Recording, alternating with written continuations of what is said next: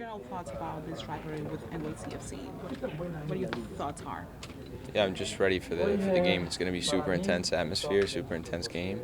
It's going to be a tough place to play. They're in great form right now, so we need to be focused on getting 3 points, not get too lured into the rivalry.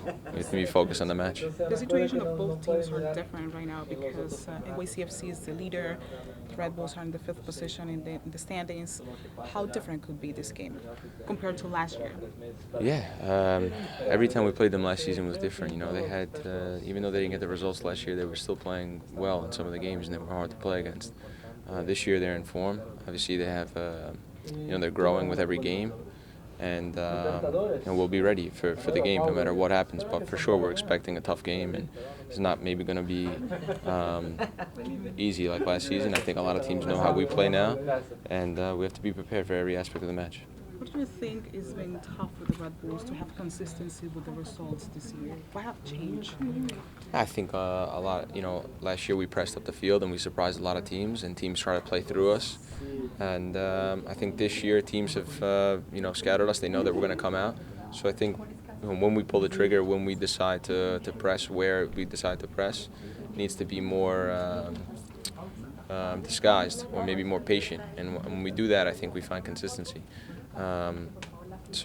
Listen, I think this league is such a fantastic league. There's so many good teams that it's very hard to replicate the results from last season. But I'm sure that we can find some consistency in the results if we continue to work on. Mike, short turnaround, but it's a rivalry game, so the adrenaline will be there.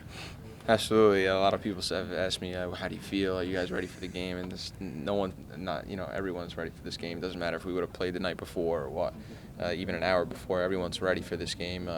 Emotionally, physically, mentally, everyone is ready. It will be 100% at kickoff. They brought out the best from you last year. Are you hoping that kind of jumpstart you this year as a team?